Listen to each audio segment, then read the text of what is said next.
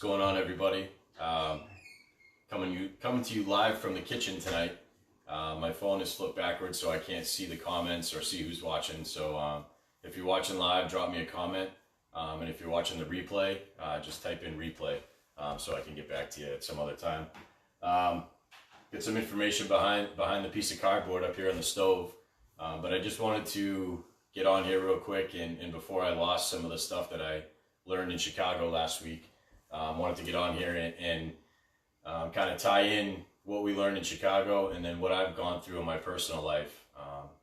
And there's that four letter word called fear, and I can't tell you how much that used to run my life from an early age up until 2012 when I got sober and got into recovery. It really had a grip on me. I didn't realize how bad it was or how much it really controlled my life, but it pretty much paralyzed me to the point where I got to, a certain time in my life, I really didn't know which way was up, and I had a gift of desperation that was given to me, and I know now today that I can't have fear and faith in the same house. So for me, it's faith today. That always trumps fear, but it wasn't always that way. And last weekend in Chicago, many of you know I'm in a new company, a health and wellness company, and we had a leadership summit in Chicago. It was an awesome event. I really didn't know what to expect. I wasn't fearful of going, but again, I didn't really know what to expect, and my expectations were blown away. I've been with one company for about 20 years. Never met the CEO in person.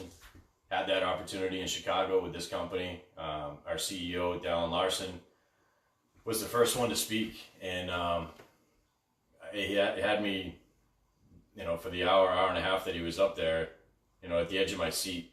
And some of the things that he said, I could totally relate to. It wasn't that separation of, oh, I'm a CEO and you guys are down here. No, we were all on one level, one plane, and it was something that I'd never had before. That kind of connection with a leader of a company like that, to get down on that level with us and to make us all feel as one.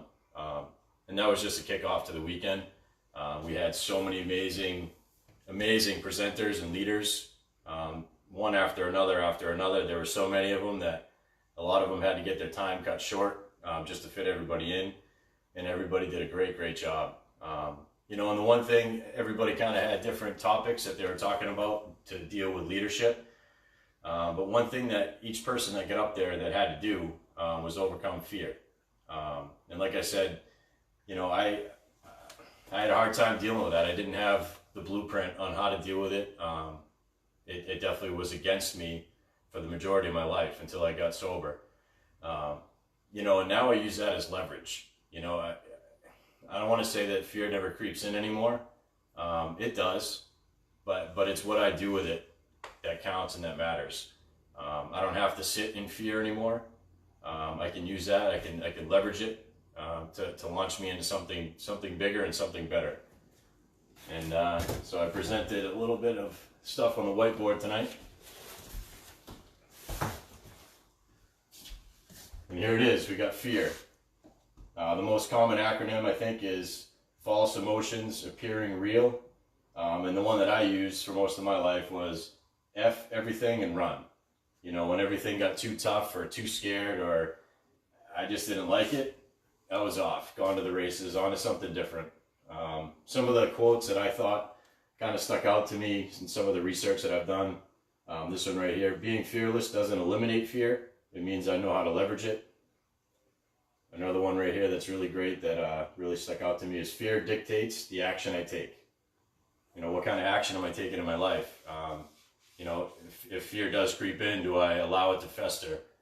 Do I allow it to dictate my life going in a negative direction? Or can I take that fear, recognize it and turn it into something positive? One of my quotes, it was always, up until I got sober, and it was, why me?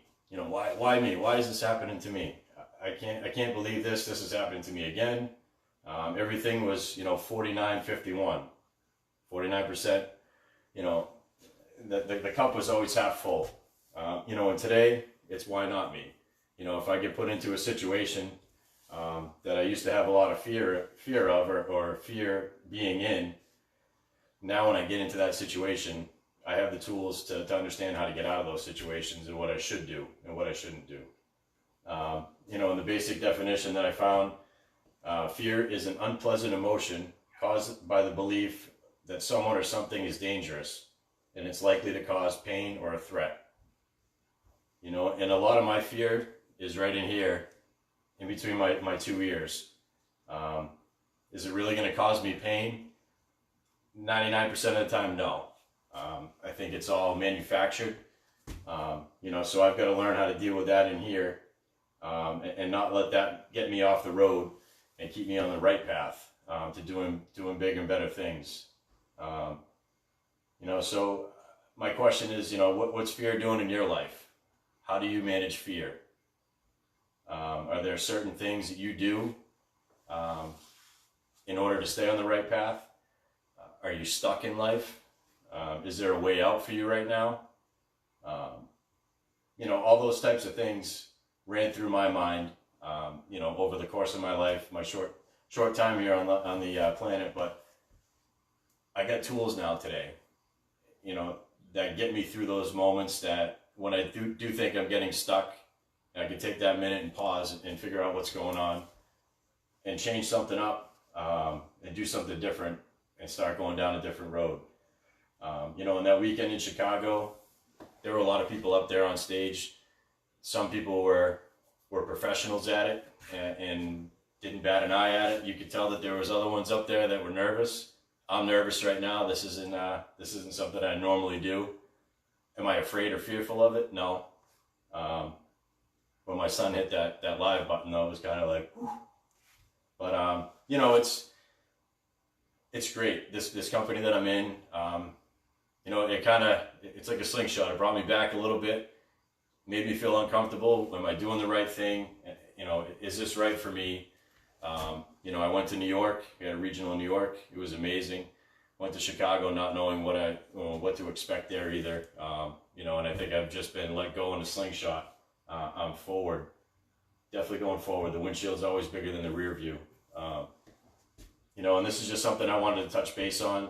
It's something that gripped me for the longest time, and I think it did hold me back, you know, for a lot of years. And you know, today I just look at it at a different angle, different light, and I love this one right here. I use it as leverage today. You know, something that used to just bury me in the ground and paralyze me. Today I can take this 4-letter word and make action out of it and really control the outcome of my life. So like I said, I've joined this company. Absolutely love it. Not only is it teaching me business acumen and things that I'm going to school. I've got my associates and I'm finishing out my bachelor's right now. So my life's kind of full.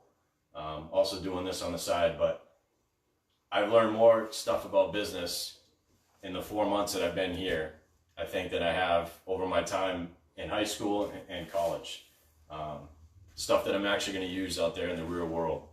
And that combined with the leadership and just the humility and the humbleness of this company is amazing. It's touching on certain parts of my life that I thought were good and that I didn't need any polishing or didn't need any new discovery on. And it's really turning another page and opening up so much more possibilities for me. So if you're interested in anything further, any more information, you know, drop me a comment, send me a message. But just wanted to get on here tonight and get out of my comfort zone and maybe encourage some of you to do the same. Thanks.